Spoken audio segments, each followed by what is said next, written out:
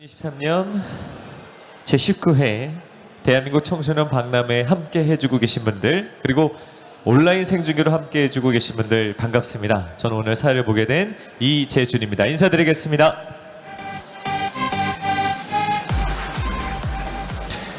네, 제19회 대한민국 청소년 박람회 오늘차 벌써 3일차 마지막 날이 현재 진행이 되고 있는데요. 세 번의 멘토 특강이 있었습니다. 인공지능을 주제로, 그리고 꿈을 주제로 카이스트의 유창동 교수님과 개그맨이자 영화 감독인 박성광님께서 멘토 특강 강연을 해주셨는데요. 이번에는 우주라는 주제로 강연을 하도록 하겠습니다. 우주라는 거, 저도 TV나 그리고 뭐 신문 혹은 뭐 인터넷을 통해서 가끔씩 접하다 보면 나도 우주 여행을 할 수 있을까? 라는 생각을 가끔씩 하고 그러는데요. 아마 청소년 분들께서도 나도 이제 정말 우주에 갈 수 있을까? 이런 생각을 하는 친구들이 꽤 많이 있을 것 같아요. 오늘 그 우주라는 것에 관련해서 궁금증을 조금 해소할 수 있는 시간이 되지 않을까 싶습니다. 오늘 멘토 특강에는 특별한 분이 함께 하도록 하겠습니다. 미 항공우주국 나사의 제트 추진연구소 태양계 엠베서더로 활동하고 계시는 폴윤 교수님께서 함께 해주시겠는데요. 오늘 아쉽게도 지금 해외에 계시기 때문에 온라인 화상으로 참여를 해주신다고 합니다. 강연이 끝난 후에는 질의응답 시간이 준비가 되어 있는데요. 궁금하신 분들께서는 현장에서 질문을 할 수 있도록 하고요. 거기에 온라인 생중계로 함께하고 계신 분들도 댓글로 질문을 해주실 수가 있습니다.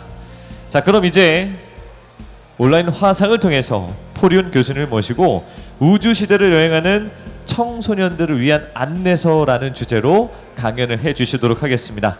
여러분의 뜨거운 박수로 강연을 시작하겠습니다. 박수 부탁드립니다. 여러분 안녕하세요. 폴윤입니다. 반갑습니다. 예, 감사합니다. 제 주제는 오늘 나사의 달과 화성 그리고 소행성 탐사를 주제로 해서 우주시대를 여러분에게 소개하도록 하겠습니다. 오늘은 이제 나사의 태양계 홍보센터에서 발표하지만 모든 것이 나사와 JPL, 칼텍의 공식적인 입장은 아니라는 것은 말씀드리고 시작을 하도록 하겠습니다. 저희 사견도 들어갔다는 말씀을 드리고 싶고요. 자, 여러분이 이해하기 쉽게 해서 제가 목차를 만들어 봤습니다. 첫째, 우리 은하계에 대해서 얘기를 하고 싶고요. 그 다음에 나사는 대체 어떤 기관이지? 그 다음에 아폴로 달 탐사, 그 다음에 근지구 탐사, 그 다음에 오늘날 우리가 시작하는 아르테미스 달 탐사, 화성 탐사, 소행성 탐사, 그리고 이런 탐사들이 과연 우리 인류에 어떤 영향을 미칠까요? 그리고 퍼블릭 아웃리치라는 건 뭐냐면 제가 여러분과 이렇게 만나는 그런 것을 퍼블릭 아웃리치라고 합니다. 그래서 여러분과 우주과학에 대해서 공유하는 시간이 바로 퍼블릭 아웃리치 시간이 되겠습니다.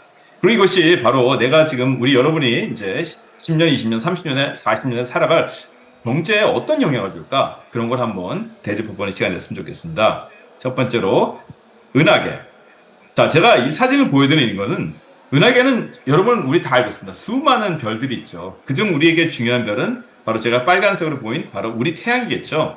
오늘날 우리 인류는 이 태양에서 가까운 저희 지구에서 가까운 달과 바로 적색의 빨간 화성을 대해서 우리 인류는 상당히 수십 년 동안 이제 집중해 갈 것입니다. 그리고 우리가 아는 건 있죠. 이것이 저희의 수준이고 현재 우리가 여기를 달과 화성의 탐사를 성공시킨다면 우주 밖으로 우리 은하계 밖, 그 다음에 우주 은하계 밖에 다른 은하계로 갈 수 있는 우리 인류가 확장해 갈 수 있는 기반을 마련해준다는 데서 달 탐사와 화성 탐사가 의미가 있다고 생각합니다. 자, 그 다음엔 나사란 기관은 어떨까요? 나사는 세 가지 과학 탐사 목표를 통해서 탐사를 합니다. 첫 번째는 우주의 비밀을 알기 위해서, 두 번째는 과연 생명체가 우주 밖에도 존재할까? 그 다음에 나사의 예산의 10%는 우리 지구를 삶을 개선하고 우리를 보호하는 것이 목적으로 탐사가 이루어집니다. 그래서 지구 탐사는 나사에 있어서 가장 되게 중요한 탐사 중 하나입니다. 왜 이런 탐사를 통해서 새로운 도전을 통해서 우리가 얻을 수 있는 것은 이노베이션, 새로운 생각, 새로운 기술을 도출해낼 수 있겠죠. 그런 과정에서 나사는 상업적 파트너, 여러분이 잘 아시는 스페이스X라든지, 그 다음에 국제협력, 대한민국은 나사에서 상당히 중요한 국제 파트너입니다. 그 다음에 국가기관 간의 협업, 이런 걸 통해서 이런 협의를 통해서 우리가 이런 탐사를 이루어내고 있고요. 하지만 이런 모든 탐사의 궁극적 목표는 뭐냐면 바로 국민, 그다음에 특히 여러분과 같은 젊은 세대에게 꿈과 희망을 주는 그런 것이 상당히 중요하다고 생각합니다. 왜냐하면 한 국가의 발전에서 가장 중요한 것은 무엇일까요? 바로 인적 자원이겠죠. 그래서 모든 분들에게 우주를 통해서 영감을 줌으로써 과학과 수학을 사랑함으로써 국가 발전에 큰 기여를 하게 하는 그런 것이 나사의 큰 전략이라고 보시면 되겠습니다. 나사 탐사는 크게 6가지로 만들어진대요. 심우주 탐사, 그래서 제임스 웹이 심우주를 탐사하는 것이죠. 허블 스페이스도 그렇고요. 맨 왼쪽 끝에 있는데 그 다음에 지구 탐사가 상당히 중요합니다. 그래서 이 지금 녹색에 있는 것들은 지금 지구에서 지구 관찰을 위해서 나사가 보낸 많은 인공위성들입니다. 그래서 그 진하게 쓰인 것은 지금 현재 탐사고요. 엷게 쓰인 것은 미래 탐사입니다. 과거 탐사는 여기 없습니다. 그다음에 이제 그 태양 탐사가 상당히 중요합니다. 왜냐하면 태양에 큰 에너지를 보내기 때문에 태양의 에너지가 이렇게 발사되게 되면은 인공위성 같은 데 망가뜨릴 수가 있죠. 그렇기 때문에 스페이스 웨더링, 바로 우주 일기예보를 관측하고 그런 것이 상당히 또 중요한 탐사입니다. 그 다음에 다른 행성 탐사. 제가 예컨대 금성 탐사를 통해서 온난화를 이야기 시작했죠. 그 다음에 나사가 최근에 시작한 것이 뭐냐면 우주에서 실험을 한 겁니다. 퀀텀 사이언스라든지 생명공학에 대해서 연구하는 것이 우주에서 하면은 저희가 지구에서 할 수 없는 거를 많은 걸 이해하는 데 큰 도움이 되기 때문에 탐사하는데 그 목적은 뭐냐면 바로 국가 경제 발전을 돕기 위해서 그런 탐사를 해나가고 있습니다. 제가 한번 정리해봤어요. 탐사는 보통 어떻게 이루어지나. 첫 번째는 flyby라는 게 있는데요. 이럴 때 뭐냐면 여러 행성을 많이 지나가고 싶은 거죠. 그렇게 여러 행성을 지나갈 때는 flyby를 하게 되고, 두 번째는 orbiter. orbiter는 지금 다누리호가 오비터죠. 그렇죠? 궤도를 도는 것이죠. 그러면 이제 한 곳을 탐사를 기피할 수 있겠죠. 세 번째 왼쪽 밑에 있는 착륙선 랜더는 한 곳을 집중적으로 연구하는 것이죠. 그래서 지금 화성에 이 그림은 1976년도에 화성에 착륙한 바이킹 랜더입니다. 그 다음에 네 번째는 로버. 랜더에 비해서 로버가 뭐에 좋을까요? 움직일 수 있으니까 여러 곳을 탐사할 수 있겠죠. 자, 그 다음에 중간에 있는 다섯 번째는 샘플 리턴. 표본을 뜯어서 지구로 갖고 오는 거죠. 이것이 여러분이 지금 10대인데 향후 50년 동안 나사가 반세기 동안 집중할 탐사로 보시면 되겠습니다. 다른 행성이나 다른 소행성에 가서 표본을 채집해서 지구로 갖고 온다. 왜냐? 그거를 우리가 아면은 태양계나 우리 우주에서 깊이 이해하기 때문에 그것이 나사의 향후 50년 동안의 탐사의 큰 방향으로 보시면 되겠습니다. 그 다음에 이제 궁극적 6번째는 인간 탐사가 이루어지겠죠. 그래서 대부분 여러분이 유튜브라든지 많은 곳에서 영상으로 볼 수 있는 탐사는 이 6가지 방법 중 하나가 되겠죠. 많은 분이 여쭤봅니다. 나사가 대체 어디 있어요? 저는 지금 왼쪽에 있는 JPL, Jet Propulsion Laboratory 있는 미국의 캘리포니아주 로스앤젤레스 근교에 있는 곳에 있는데 JPL 같은 경우에는 각 그 10개 그 스피어 센터가 있는데 각각마다 그 특성이 있습니다. 예컨대 JPL 같은 경우에는 로봇 탐사, 그 다음에 휴스턴에 있는 존슨 스페이스 센터, 텍사스에 있는 곳은 인간 탐사, 그 다음에 케네디 스페이스 센터, 다누리호가 발사된 케네디 스페이스 센터 같은 경우에 작년에 발사된 곳은 바로 발사하는 집중하는 곳. 이렇게 특성화된 10곳이 뭉쳐서 나사를 이루고 있습니다. 이렇게 밑에를 보시면요. 제가 이거를 X 보시면 한번 지금 파란색으로 한 것이 2023년 올해 예산인데 예산이 한 26 빌리언 달러. 이거 곱하기 지금 한화를 계산하면 곱하기 지금 1달러당 1,300원이라면 지금 30조 원이 넘죠. 그래서 여러분이 오른쪽으로 할 때 2024년, 25년, 26년, 27년의 예산을 보게 되면 예산이 계속 증가하고 있죠. 그래서 나사는 미국 정부는 계속 꾸준하게 이것이 국민의 세금으로 운영되는 것이죠. 역시 대한민국에서 다누리호를 만들기 위해서 국민의 세금이 운영이 되듯이 누리호나 여기도 역시 나사도 국민의 세금으로 운영되고 있고 국민들은 우주 탐사가 상당히 국가 발전이나 과학 발전이나 경제 발전에 도움이 되기 때문에 지속적으로 미국에서는 나사를 지원하고 있습니다. 자, 그 다음에 달 탐사 한번 가볼까요? 아폴로 달 탐사. 자, 여기 사진을 보게 되면요, 우리가 인류의 그 1969년도 그 우리가 아는 네일 암스트롱이 달에 착륙했죠. 여러분, 달 암스트롱이 보이시나요? 보시게 되면 이 큰 인물은 암스트롱이 아닙니다. 암스트롱은 바로 바이저, 지금 바이저, 그러니까 헬멧에 보이는 자그마한 분이 그분이 암스트롱입니다. 왜냐면 암스트롱이 카메라를 갖고 있었거든요. 그럼 이분은 누구냐면 여러분이 잘 아시는 토이스토리의 버즈 알드린, 버즈 토일라이트의 실물인 버즈 알드린이십니다. 두 번째 달에 밟으신 분이시죠. 그래서 사실 이것이 큰 이제 인류의 우주 탐사 큰 역사의 장을 걸었고, 사실 이 두 분이 가셨지만 이 두 분 포함 그저 첫 번째도 네일 암스트롱, 큰 인물이 바로 버즈 알드린 넘버 2였는데 그 이후로도 여러분이 가셔서 총 12분이 방문하셨습니다. 달에는 12분이 방문하셨고 이제 같이 갔던 분 중 한 몇 분은 그 우주 밖 그 달에서 궤도를 돌면서 착륙은 안 하셨죠. 커맨드십에서는. 그래서 이분들은 실제로 12분은 달에 착륙을 하신 분들이고요. 사실 미국 이 달 탐사를 시작하는 게 누리호도 그럴 것 같아요. 누리호가 지금은 근지구를 보냈지만 향후는 달도 가고 화성도 가고 더 심의주로 갈 수 있는 기반이 이제 될 거라고 저는 믿는데, 왜냐면 나사도 시작할 때는 멀큐리라든지 제미니라는 이런 자그마한 우주선부터 시작을 했습니다. 시작을 했고 그 다음에 이제 확대돼서 바로 이 큰 많은 그 아폴로 탐사선이 있었죠. 그래서 8호선 같은 경우에는 왼쪽에 있는 8호선 같은 경우는 지구만 착륙하지 않고 돌아왔거든요. 그것이 바로 내년에 나사가 그 우주인을 태워서 돌고 올 겁니다.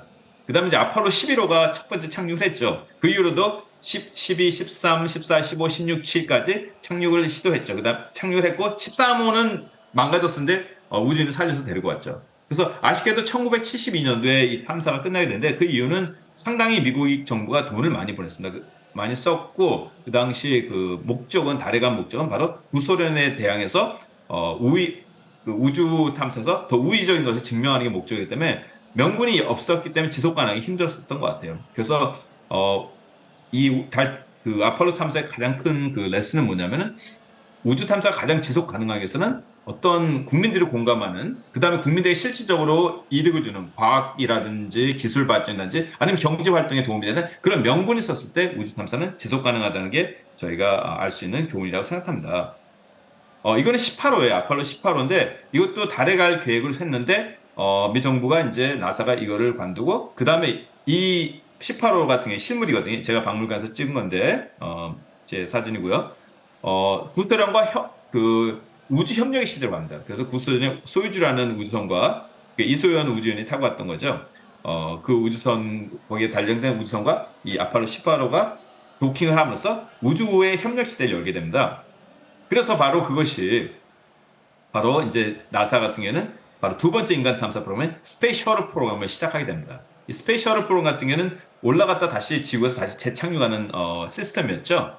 안타깝게도 콜롬비아와 챌린저호가 이제 폭발하면서 사고로 멈추게 됐지만 큰 성취는 뭐냐면은 이 셔틀 프로그램 통해서 우리가 우주 사진 아름다운 사진들이 많잖아요. 인터넷상 그 많은 아름다운 허블 망원경이 찍은 거거든요. 많은 것이 그 허블 망원경을 90년대 보내서 계속 수리하고 업그레이드해서 아직까지 사용할 수 있었던 거죠. 우주인들이 계속 수선해서. 그 다음 또 하나 중요했던 건 뭐냐면 우리 셔틀 프로그램 통해서 바로 국제우주정거장을 지은 것입니다.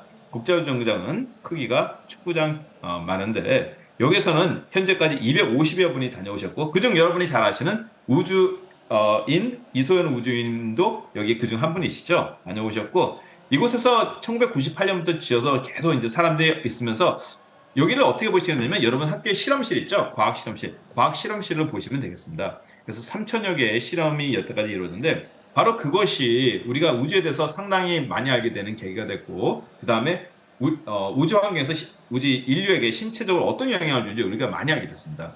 바로 이것이 있었기 때문에 저희가 오늘날 내년에 달로 다시 가게 되는 2025년에 달에 착륙하는 바로 그런 계기를 마련해 주게 된 것이죠.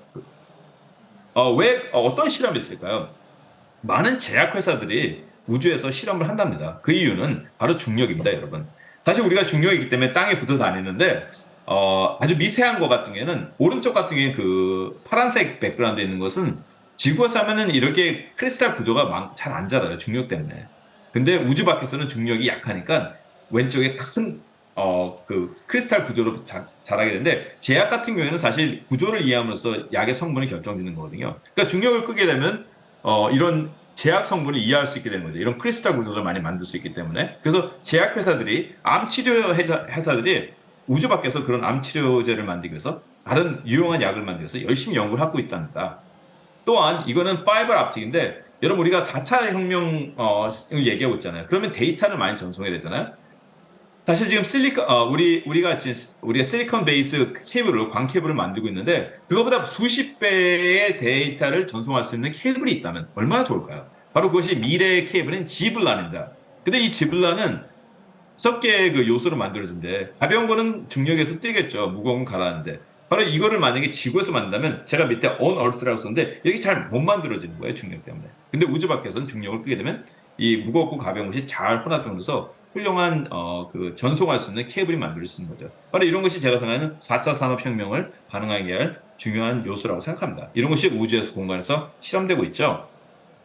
자, 그 다음에 이제 우리가 우주로 받기 나와서는 사실 달에 가거나 화성에 가면 6개월 가는데 그렇게 걸리거든요.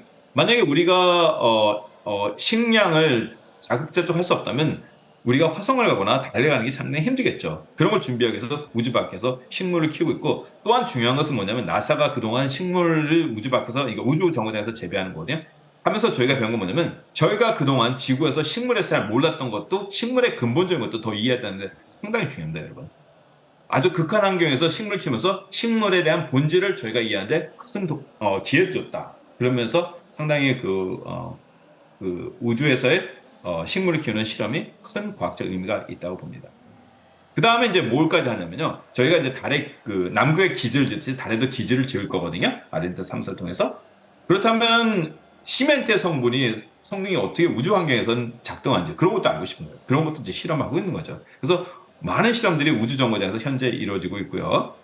자, 여러분에게 이 차가 이거 보여주고 싶은 건 뭐냐면 지금 이 1, 2, 3, 4, 5, 6, 7 주황색과 파란색으로 된 것은 이건 뭐냐면 바로 미국의 전국에 펼쳐져 있는 우주공항입니다.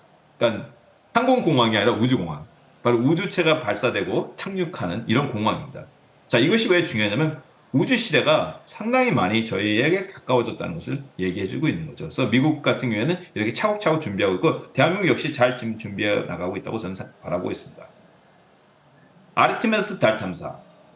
자, 우리는 그리스 그 신화에서 아폴로와 아르테미스의 관계를 잘 알고 있죠. 아폴로와 아르테미스는 쌍둥이 남매지간이죠. 그렇죠? 남매고 그래서 우리가 달 탐사 첫 번째 달 탐사를 아폴로였다면 두 번째 달 탐사는 아르테미스를 지는 게 상당히 관련이 있겠죠. 그래서 나사 같은 경우에 상당히 잘하는 것 중 하나가 뭐냐면 어떤 그런 탐사 이름을 주는 어떤 문학적인 세계에서 잘 표현을 하고 있는 것 같아요. 그래서 많은 분들에게 그 공감을 주는 거가 있거든요. 그래서 우리도 그런 여러분이 혹시 나중에 우주 탐사를 여러 프로젝트를 일할 때는 바로 문화적인 배경에서 탐사를 설명해주는 그런 문학적인 감면을 준다면 많은 분들이 공감을 하고 그렇다면 성공할 수 있는 확률이 높아지겠죠. 그 다음 또 중요한 것은 뭐냐면 왜 아르테미스 우리는 여태까지는 다 남성들만 달에 착륙했거든요. 첫 번째 여성 우주인이 2025년 지금부터 2년 뒤에 달에 착륙하게 할 것입니다. 자, 그래서 큰 전략은 어떻게 했냐? 지구에서 우주정거장에서 상당히 많은 걸 배웠습니다. 일단 나사의 전략은 그래, 그러면 달로 가자. 달로 가서 저희랑 가까우니까요. 며칠이면 가니까요. 엄청나게 그 실력을 배양하고 그 다음에 2030년대 말 식성으로 가자. 그것이 나사의 큰 전략입니다. 그래서 이 트렌드는 왜 중요하냐면은 역시 대한민국 역시 지금 대한민국 정부에서 바라보는 것은 2032년에 2030년대 달에 가고 2045년에 화성에 가는데 저는 국제 협력을 통해서 나사와 대한민국의 어떤 우주기관들이 협력을 해나간다면 대한민국의 그런 대한민국 자체 달 탐사와 화성 탐사도 충분히 가능하다고 바라보고 있습니다. 자, 아르테 협약은 어떤 것이냐면 바로 나사가 주도하는 우주 협약이죠. 그래서 우주 공간에서 무슨 물건을 만들더라도 서로가 어떤 로켓을 만들어서 이렇게 다 연결되고 그 다음에 만약에 한 국가의 우주인이 만약에 힘들 경우엔 서로가 도와서 구조를 하고 이런 평화적인 협상으로 보시면 되겠습니다. 그래서 더 많은 국가가 참여하게 될 것이고 대한민국도 상당히 주도적인 역할을 해나갈 것이고 앞으로 나사는 우주 탐사에서 미국 혼자 하는 것이 아니라 국제 협력을 통해서 해나가는 것이 나사의 방향으로 보시면 되겠습니다. 그래서 대한민국도 이런 국제 협력을 통해서 뜻하는 달 탐사와 화성 탐사 그리고 새로 다가오는 우주 경제에서 주도적인 역할을 해나기를 저는 성원합니다. 자, 이것이 미국 나사 입장에서 보면 이게 이제 다누리호죠. 다누리호가 왜 중요하냐면 지금 우리가 인류를 그 남극 화성 남극에 그 달 남극에 보내려 하는데 거기에 저희가 왜 보냐면 거기에 그 빛이 안 들어온 곳에 그 얼음 물이 있거든요. 바로 그것이 얼마나 양인지, 실적으로 진짜 있는지, 양은 얼마나 되는지 이런 것들 다 탐사하는데 이 장비가 여러 개가 실렸는데 그중 하나가 나사의 장비입니다. 그래서 그렇게 하고 그 다음에 차후 나사의 그 탐사선들이나 그런 것이 착륙하는 곳을 사전 조사하는데도 큰 다누리의 역할이 중요하기 때문에 나사는 상당히 중요한 탐사로 지금 보고 있습니다. 그래서 대한민국 큰 역할을 지금 하고 있습니다. 그 다음에 내년에 이 나사는 뭐냐면 우주 탐사에서 어떤 방향을 선정을 했냐면 화물을 보낼 때 이제 우주정거장을 운영하거나 어떤 물건을 어떤 장비를 달이나 화성에 보낼 때 이제는 기업체가 하게 하자. 왜냐면 나사의 전략은 무엇이면 우리는 탐사에 집중을 하고 나머지는 기업체가 함으로써 국가 경제 발전에 큰 기여를 한다. 그래서 Commercial Lunar Payload Service에서 이런 여러 기업체들은 뭐냐면 미국의 기업체들인데요. 이 기업체들은 바로 달 택배 회사들입니다. 달 택배 회사들. 바로 이런 기업체들을 도움으로써 나사는 국가 경제 발전에 도움을 주려는 것이고 내년에 대한민국 천문연구원에서 제작한 달 그 장비가 이 회사 중 하나의 서비스에서 달에 보내지게 됩니다. 자, 작년에 드디어 이제 스페이스 런치 시스템 나사의 로켓이 발사를 했죠. 이것도 중요합니다. 사람이 이제 나중에 이거는 저희가 지금 녹색을 따라가서 이제 달에서 돌아오는 건데 볼 때 이제 며칠이 걸리거든요. 며칠이 걸리는데 이럴 때는 이렇게 급속하게 가려면 상당히 에너지가 많이 필요하고 이 발사체는 상당히 복잡해진다. 그래서 사람을 보낼 때는 빨리 이건 급행 열차로 보시면 되겠어요. KTX로 보시면 되겠어요. 나사가 이 우주인을 보낼 때는 방법. 하지만 이것은 다누리호가 간 궤도죠. 몇 달이 걸렸죠. 이때는 에너지를 들쓰고 그래서 태양이나 달의 중력 이런 지구의 중력을 이용해서 하는 시간은 그좀 걸리지만 생명체를 보내지 않는다면 시스템을 단순하게 만들 수 있고 더 단순하게 만들 수 있고 그 다음에 연료 대신 더 많은 그 장비를 실을 수 있기 때문에 물건을 볼 때 이렇게 완행 열차로 생각하시면 되겠습니다. 무궁화호라든지 이렇게 보시면 되겠습니다. 이런 통로를 생각하시면 좋겠습니다. 그래서 사람 보낼 때는 나사가 보낸 방법으로 하고 빨리 가야 되니까요. 하지만 물건 보낼 땐 다누리를 보낸 방법을 하는 것이 상당히 좋은 방법이다. 그렇게 보시면 되겠습니다. 달에 갈 땐. 자, 다누리호가 찍은 작년 12월 24일 찍은 건데 상당히 이제 자랑스러운 사진이고요. 지금 다누리호가 여러 이제 뭐가 있냐면 달 표면에 있는 여러 가지 어떤 분화구라든지 산맥이나 이런 것을 찍는데서 상당히 나사를 포함 국제 달 탐사를 준비해서 큰 도움을 주겠다는 것을 여러분에게 말씀드리고 싶습니다. 자, 이것은 작년에 보내진 나사의 그 오라이언 어떤 우주선인데요. 그중 하나가 이제 소행성들이 나왔는데 소행성들이 찍습니다. 지금 오라이언 그 우주선과 지구와 달을 찍었죠.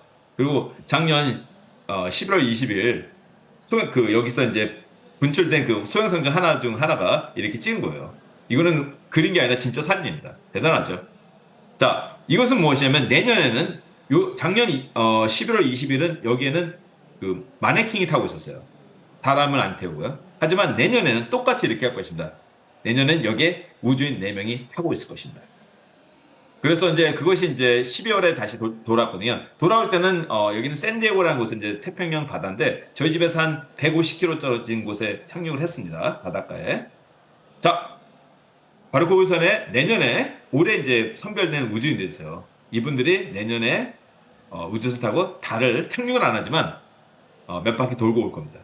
놀라운 사실은 뭐냐면 오른쪽에 세 분들은 나사 우주인이지만 왼쪽에 계시면 캐나다 우주인이십니다. 캐나다 우주인. 제러미 헨슨이라는 캐나다 우주인인데 그래서 나사는 상당히 그 탐사에 있어서 국제 협력을 중시하고 수많은 이제 탐사들이 이루기 때문에 저는 빠른 시기에 이중 같이 갈 협력을 할 우주인 중 한 분이 대한민국의 우주인이 되길 바란다. 여러분 중 지금 오늘 제가 알고 있는 여러분 중 미래에 대한민국에 우주인이 났으면 전 정말 좋겠습니다. 자, 그 다음 이제 차후에 달에 직접 착륙하실 분들, 그 다음에 또 차후에 계속 달 탐사가 이어질 텐데, 그 중 한 명 중 이제 중요한 분은 맨 앞에 두 번째 계신 분이, 왼쪽에서 두 번째, 자네킨, 바로 한인 우주인이시죠. 사실 이분은 상당히 많은 미국에서도, 우리 이제 젊은 학생들에게 희망이 되시고 있기 때문에 어려운 환경 속에서도 훌륭한 우주인이 되셨어요. 그래서, 이분이, 맨 처음에 이제 그 군대를 가시죠. 고등학교 때. 군대를 가셨다가, 그 다음에 대학교에서 수학을 공부했답니다. 그 다음에 대학교에서는 이제 하버드라는 대학교에 가서 저하고 동문이신데 하버드라는 대학교에 가서 의사가 됐습니다. 그래서 특공대였다가 의사하고 그래서 이제 뽑히시게 된 거죠. 그래서 저는 이분들 중 한 분은 1930년 말, 2030년 말에는 또 화성을 가게 된다면 제가 자니킴이 의사이고 그다음 군사 훈련을 많이 받은 특수한 그런 어떤 체력적 강함이기 때문에 인류 최초의 화성 인류 한 명이 될 확률이 높지 않을까 저는 그렇게 바라보고 있습니다. 자, 그래서 이제 차후에는 이제 어떻게 되냐면 국제우주정거장처럼 자그마한 달을 도는 게이트웨이라는 우주정거장을 지을 것입니다. 계속 3차, 4차, 5차 이렇게 희우로 4차, 5, 6, 7 아르테미스 탐사를 통해서 그러면 이제 우주선이 달에서 와서 여기 정거장에서 도킹을 해서 로버나 이제 우주인이 달에 갈 때는 바로 스페이스X가 버스팅을 하게 됩니다. 여러분 제주도 갔을 때 우리 비행기에서 내리면 버스 타고 내리잖아요. 그죠? 왔다 갔다 하는데 그걸 바로 스페이스X가 담당합니다. 역시 모든 운송은 상업화를 통해서 미국 정부에서는 국가 경제 발전에 도움을 만들기 위해서 이런 방법을 택했습니다. 1972년도에 달에서 열심히 달린 겁니다, 여러분. 그래서 많은 분들이 인간이 달에 착륙 안 했어. 아닙니다. 달 착륙했습니다. 여기 달이고 이제 이거를 이제 로버인데 지금 제너럴 모터스나 그런 많은 회사들이 지금 달에 보낼 로버를 지금 어떤 차를 준비를 하고 있고 역시 대한민국의 현대자동차 역시 달 탐사팀을 꾸렸습니다. 여러분이 역시 이제 계속 현대자동차 로버를 보낼 것이고요.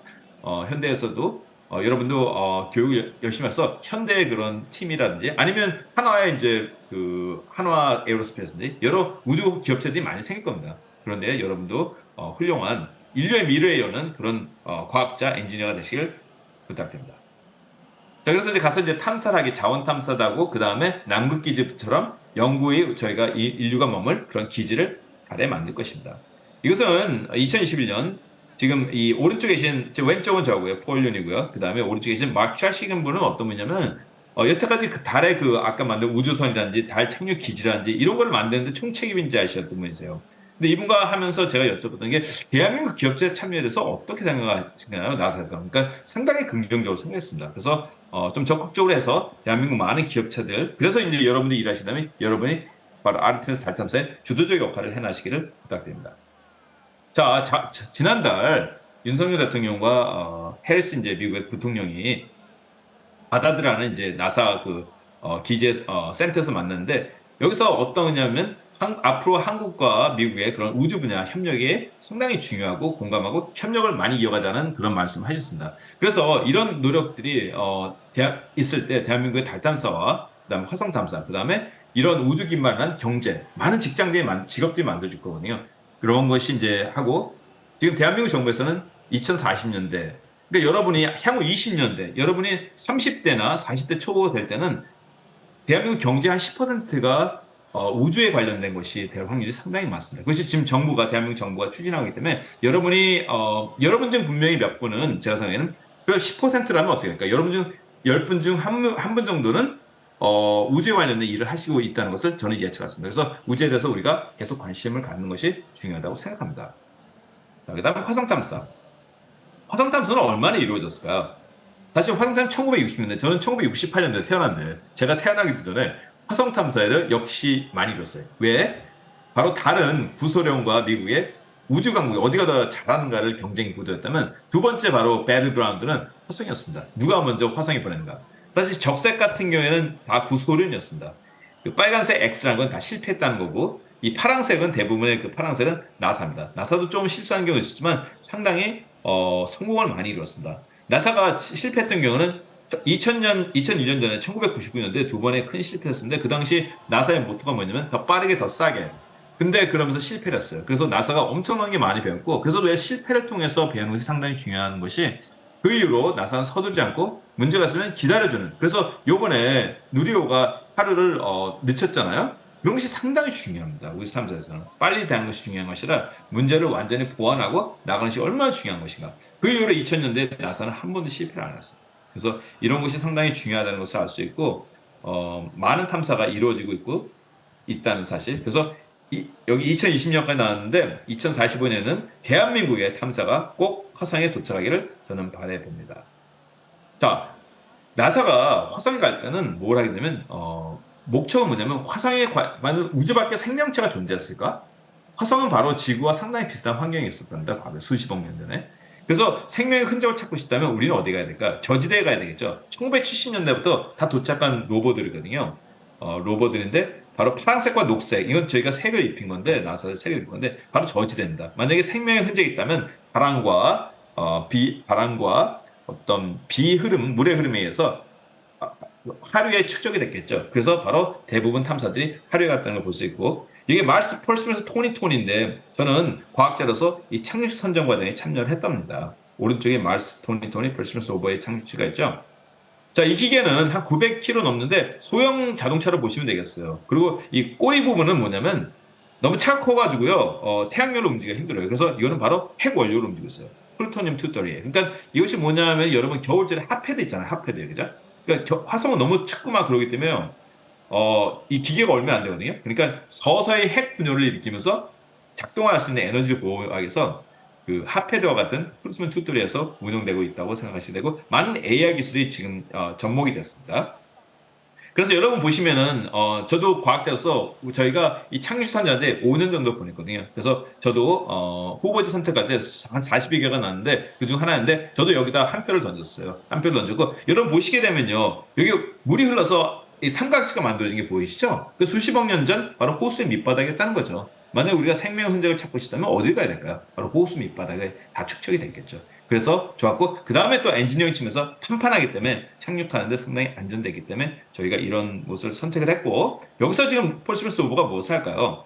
중요한 건 뭐냐면, 또 하나는 여러분, 1903년에 라이트 형제가 비행기를 날랐죠. 그러면서 오늘날 2120년이 지난 오늘날 어떻게 됐을까? 이 비행기라는 어떤 인류의 발명이 어떻게 됐을까? 우리 인류 생활을 큰 변화를 줬죠. 2021년 4월 19일 날 인류는 최초로 다른 행성에서 동체를 이용해서 날랐습니다. 바로 펄스미스 오버 같은 인지뉴티라는 그 헬리콥터가 날랐죠.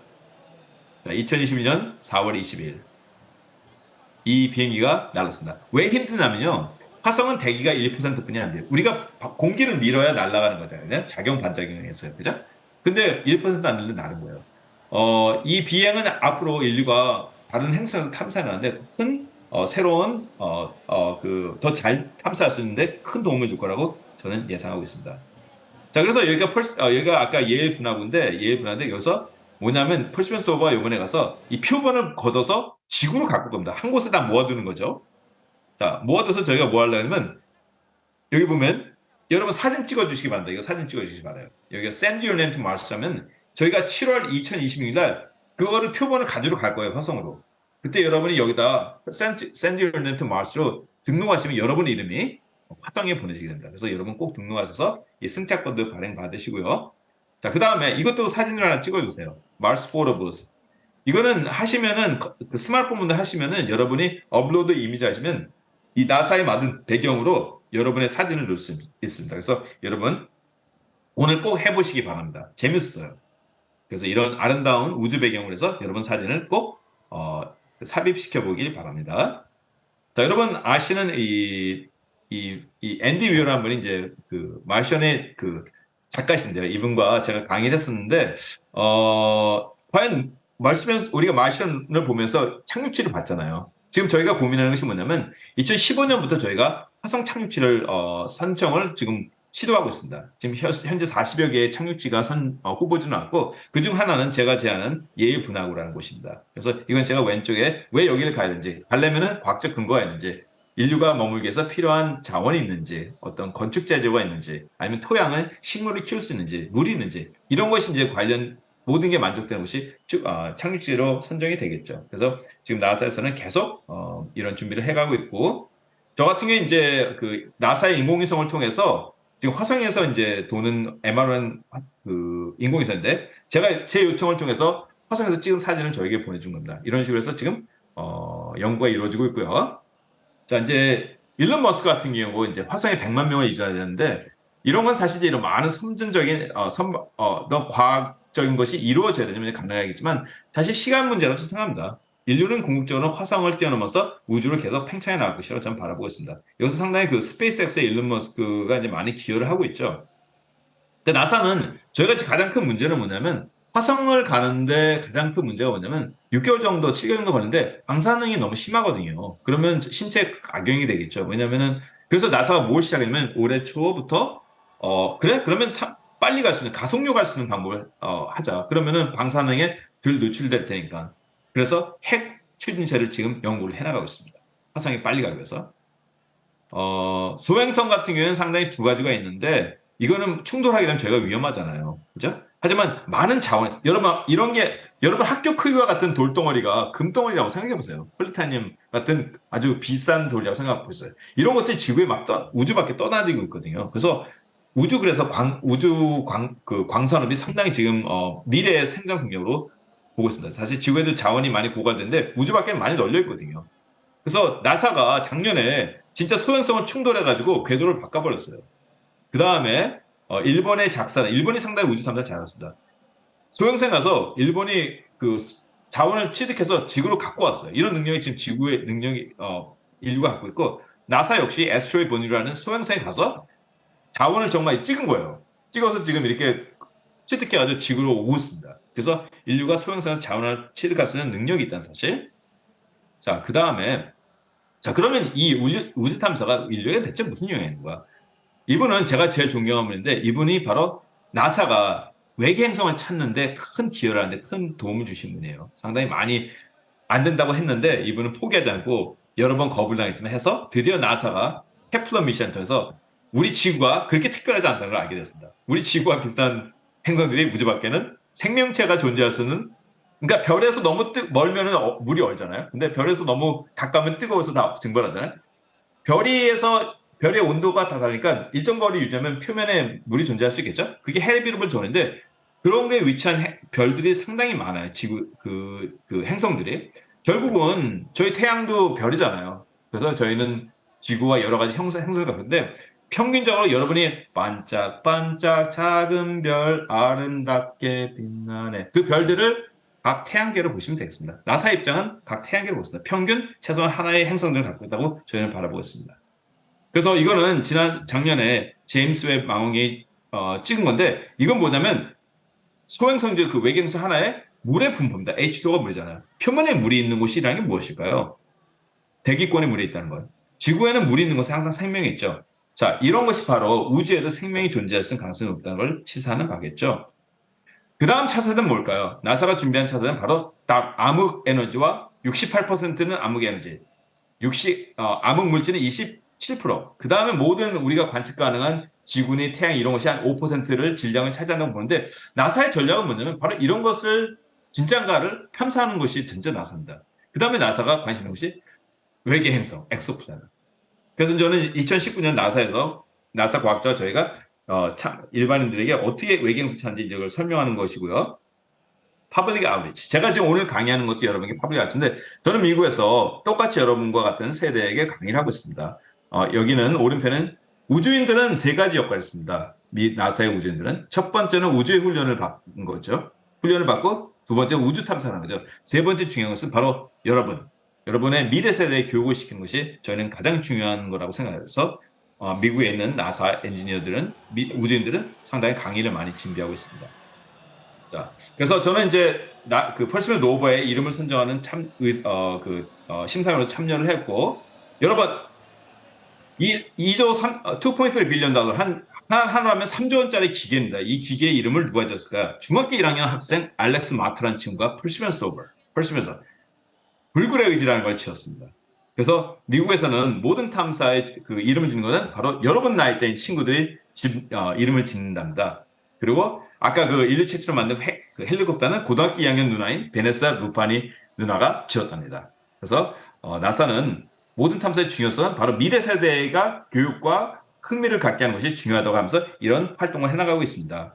그 다음에 많은 지금 우주인을 보내는 화성에 달에 보낼 때 어떤 팀을 만들어야 되는가 이런 것도 이제 심사위원회 참여를 했거든요.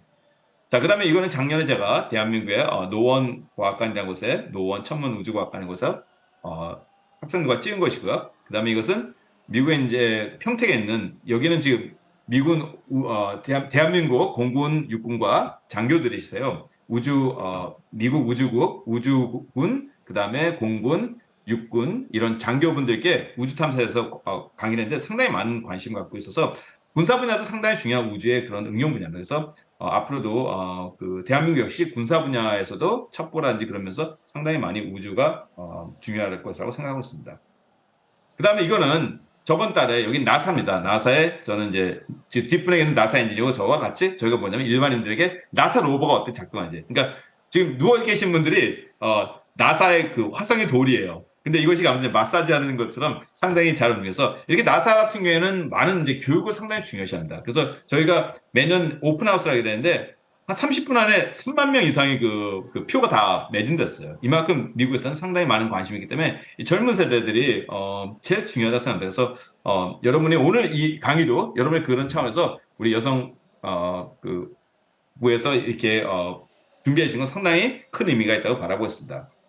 스페이스 강의 제 강의 거의 다 끝났습니다. 1020이라는 건 뭐냐면 작년 1월부터 6월까지 발사된 인공위성 숫자입니다, 여러분. 이것이 얼마나 빨리 우주 시대가 온다는 걸 보여줄 수 있고, 저는 작년에 대한민국에서 이분들 소개하고 싶어요. 이분들 뭐냐면 저 왼쪽에 계신 저 이성희 대표님은요, 왼쪽에 계신 분들은 이성희 대표는 지금 현재 누리호에 수신을 서비스하는 그런 회사에 지금 누리호가 지금 지구가 그 누리호가 발사한 그런 인공위성을 수신하는데 도움을 주는 그 것을 담당하는 회사의 사장님이시고요. 그 다음에 두 번째 왼쪽에 계신 분은 유정은 대표님은 뭐냐면 바로 다누리에 창작된 광학 렌즈를 만드신 회사의 이사님이시고, 빨간 옷이 입은 신동규 대표는 바로 스페이스X와 경쟁하게 하면은 페리즈라는 발사체 회사를 운영하시는 젊은 대표님이시고, 문창근 대표님은 드론, 그다음 조난석 대표님은 바로 대한민국 달 로버를 제작하신 분입니다. 그 다음에 지금 오른쪽에 맨 끝에 계신 분은 김수영 대표님은 이노스페이스, 대한민국 민간체에서 첫 번째 발사를 성공하신, 브라질 발사를 성공하신 그 이노스페이스의 발사체 사장님이시고요. 지금 이제 이분과 제가 하는 것이 뭐냐면 올해 처음 고등학생, 지금 과학고에 있는 고등학생 한 분을 이 회사에서 7월에 인턴으로 고용하고 임금도 주면서 고용을 했답니다. 그래서 많은 여러분이 이런 곳에 일할 수 있는 기회가 앞으로 많아지기 바라고, 중간에 앞에 계시면 그 우리 박재필 대표님은 인공위성 만드시는 분이고, 오른쪽에 계시면은 앞에 계신 분은 이성문 대표님은 우주 발사체가 만들었을 때 지구로 다시 교환해서 우주 폐기물이 안 되도록 하는 회사라고 있고, 맨쪽에 있는 분은 저입니다. 그래서 이런 분들이 계속 국제 협력할 수 있고 나사 협력할 수 있도록 도와주는 것이 지금 제 역할을 해나가고 있고요. 제 마지막 결론은 뭐냐면, 우주 경제는 지금 많은 투자가 이루어지고 나사라든지 여러 기관들이 참여함으로써 확대되고 있는데요. 저희가 우주에서 많이 알고 있고, 그 다음에 기술 발전, 그 다음에 어떤 발사체의 그런 비용 절감이 많이 이루어짐으로써 있고, 그 다음에 우주에 자원이 많기 때문에, 그 다음에 우리 인류는 항상 우주로 나가고 싶어 하잖아요. 이런 것이 있어서 결국 우주 경제권은 커질 수밖에 없고, 여러분이 20년, 30년은 상당히 중요한 대한민국 경제의 일부가 될 거라고 저는 생각하고 있습니다. 여러분 감사합니다. 제 강의 끝내겠습니다. 네. 우리 포리온 교수님께서 아주 열심히 강연을 해주셨습니다. 지금부터는 교수님과의 질의응답 시간을 가져보도록 하겠습니다. 혹시라도 내가 좀 궁금한 내용이 있는 분들은 질의를 해주시면 좋을 것 같고요. 제가 사전 접수를 받은 질문이 있어서 먼저 첫 번째 질문을 한번 드려보고 우리 현장에 계신 분들의 의견도 한번 받아보도록 하겠습니다. 교수님, 제 목소리가 잘 들리실까요? 너무 잘 들립니다. 네, 잘 들리시는군요. 다행입니다. 자, 그러면 제가 먼저 질문을 한번 드려보도록 하겠습니다. 아마 많은 분들이 궁금하실 것 같은데요. 이제 우주 시대가 열리고 있고, 어제는 또 누리호 발사에도 성공을 했습니다.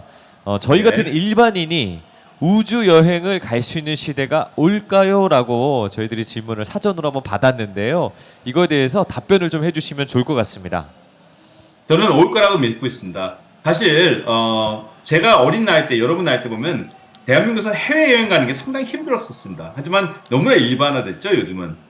그것처럼 제가 여러분들 우주를 대한민국에서 여행을 다니시다 보면 지금 지구에서 여행을 다니시다 보면 상당히 지구가 참 조그만 곳이라고 느껴질 것입니다. 그래서 많은 분들이 우주 밖으로 나가고 싶어하는 그 열망들이 있고요. 만약에 여러분, 제가 생각에는 지금은 비용이 비싸겠지만 수많은 분들이 참여하시면 경제적으로 가격이 하락이 되고, 제가 생각에는 여러분 나이가 여러분 30대나 40대, 50대 될 때는 비용이 한 비싸야 몇 천만 원 수준일 것 같아요. 그래서 분명히 여러분 많은 경우에는 그거를 지불할 수 있게 되실 것이고, 그래서 아마 요즘 관광회사 밑에 하와이 관광, 뭐 동남아 관광 밑에 분명히 우주 관광, 그다음에 달 관광이 나올 거라고 저는 예상하고 있습니다. 네, 감사합니다. 네, 시간이 흐른다면 우리들도 갈 수 있다라는 희망의 메시지를 주셨습니다. 자, 그럼 우리 현장에 계신 분들, 이제 포륜 교수님께서 지금 계속 함께 하고 계시잖아요. 우주에 관련해서 혹은 폴륜 교수님께 관련해서 어떠한 질문도 상관없습니다. 혹시 궁금하신 분들은 손 한 번만 들어보실까요? 있어요. 네, 저쪽으로 마이크를 한번 전달을 해주시면 좋을 것 같습니다. 네, 어떠한 내용이 궁금하신지 한번 얘기 한번 해주실래요? 저 외계인이 존재하는지 안 존재하는지 궁금합니다. 네, 외계인이 존재하는지 안 존재하는지, 이거 굉장히 흥미로운데요. 네, 답변 한번 부탁드리겠습니다. 너무나 좋은 질문입니다. 저는 아직까지 잘 모르겠습니다. 잘 모르겠고, 사실 근데 최근에 상당히 우리가 알 수 없는 그 비행 물질들이 많이 나오고 있지 않습니까? 근데 제가 생각에는 개인적으로 이런 것 같아요. 나사가 상당히 수십 년 동안 탐사하고 관찰했는데, 최소한 태양계 내에는 저희처럼 고등 생명체는 존재하는 건 상당히 힘들다고 생각합니다. 그렇다면 만약에 외계 행성이 존재하면 분명히 저희 태양계에서 벗어난 곳에 갔을 텐데, 그 먼 거리를 날 수 있다면 상당히 진화된 생명체에 있어서 장기적으로 봤을 때는 지금 많은 경우에는 인류가 지금 저희가 생각하는 과학적 생각에서는 상당히 수많은 별들이 있고, 그 다음에 생명체 존재할 수 있는 거리에 있는 행성들이 많기 때문에 인류에서도 지금 나사에서도 보이저라는 통해서 생명체가 존재하는 가정에서 그 골든 디스크를 보냈죠. 그래서 확률적으로는 제 생각에는 저희 태양계에서 비슷하게 이런 생명체가 존재할 수 있는 지구라는 환경이 만들었다면 다른 별에서도 그런 게 나올 확률, 전 수학자이기 때문에 그런 확률이 있을 거라고 생각합니다. 하지만 여태까지는 저희가 증거 자료를 못 찾은 것 같아요. 그래서 여러분들이 계속 찾아내시면은 그 안서를 찾지 않을까 저는 그렇게 생각하고 있습니다. 네, 아직까지 증거 자료는 찾지만 못했지만 확률적으로 충분히 가능하다라고 답변을 주셨습니다. 제가 지금 온라인 생중계로도 지금 채팅창을 보고 있습니다. 궁금하신 분들께서는 온라인 생중계로도 댓글을 통해서 질문을 해주시면 되겠고요. 제가 또 사전으로 받은 질문이 있어서 한 가지 더 질문을 좀 드려보겠습니다, 교수님. 네. 네, 천문 우주과학과 진학을 희망하고 있는 고등학생이 질문을 주셨는데요. 본인도 크면 나사에서 일을 해보는 게 꿈이라고 합니다. 어떠한 역량을 길러야 나사에 취직을 할 수 있을까요? 라고 질문을 해주셨거든요. 교수님의 답변이 궁금합니다. 네, 지금 나사 JPL 제추진 연구소에는 한국에서 수업을 학문을 끝내시고 와서 연구원으로 활동하시는 분들이 많이 계십니다. 그래서 과학자로서는 연구자로서 지금 지구과학 쪽에서 계신 분들이 많으신 것 같고요. 지구를 탐사하셔서 그래서 한국에서도 충분히 교육을 하시면 두 가지는 실적으로 그 관련된 연구를 해나가시면은 나사에 나중에 지원해서 과학자로서 연구를 해나갈 수 있는 가능성이 높고요. 또 하나는 제가 생각에는 앞으로 나사와 대한민국의 많은 기업들이나 아니면 연구기관들이 협업을 많이 할 것입니다. 그래서 열심히 원하시는 학업을 하시면 또 그 분야에서 열심히 하시다면 나사와 협업할 수 있는 굳이 나사에서 근무를 안 하시더라도 나사의 연구원들과 같이 동반자로서 연구할 수 있는 기회는 충분히 많다고 생각합니다. 그래서 지금 천문에서 관심이 있으시다면 아마 대학교 진학을 하시게 된다면 거기서부터도 대학교 졸업하시기 전에도 나사 프로젝트에 나사와 대한민국 기관들이 협업하는 곳에 참여할 수 있는 가능성이 높아질 거라고 생각합니다. 그래서 그거를 준비해 나가신다면 나중에 나사에서 직접 일할 수 있는 그런 기회도 열 수 있을 가능성이 높다고 생각합니다. 네, 감사합니다. 아마 답변이 되었을 거라고 생각을 하고요. 시간 관계상 이제 질문을 받을 시간이 많이 없습니다. 네, 우리 현장에 계신 분들의 질문 한번 받아보도록 할게요. 나는 우주와 관련해서 나사와 관련해서 궁금한 것이 있어요 라고 하신다면 손을 한 번만 들어보실까요? 없으신가요? 우주와 나사 관련해서 네, 없으신 것 같습니다. 네, 포륜 교수님과의 질의응답 시간 여기에서 마무리하도록 하겠습니다. 우리 포륜 교수님께 박수를 한번 부탁드리겠습니다. 감사합니다, 여러분. 반갑습니다. 네, 감사합니다. 이상으로 제19회 대한민국 청소년 발랑회 멘토 특강을 마무리하도록 하겠습니다. 잠시 후 4시부터 진행되는 폐막식에는요, 대한민국 청소년 박람회에서 진행된 공모전들, 그리고 청소년 강연, 우수 운영 단체, 그리고 여러분들께서 기다리시는 K 유스타 경연 대회의 시상식도 준비가 되어 있습니다. 결과를 기다리시는 많은 분들 폐막식에 함께 해주시면 감사하겠습니다. 잠시만 기다려 주시면 되겠고요. 그럼 저는 여기서 이만 인사를 드리고 물러나도록 하겠습니다. 지금까지 사회자 이재준이었습니다. 감사합니다.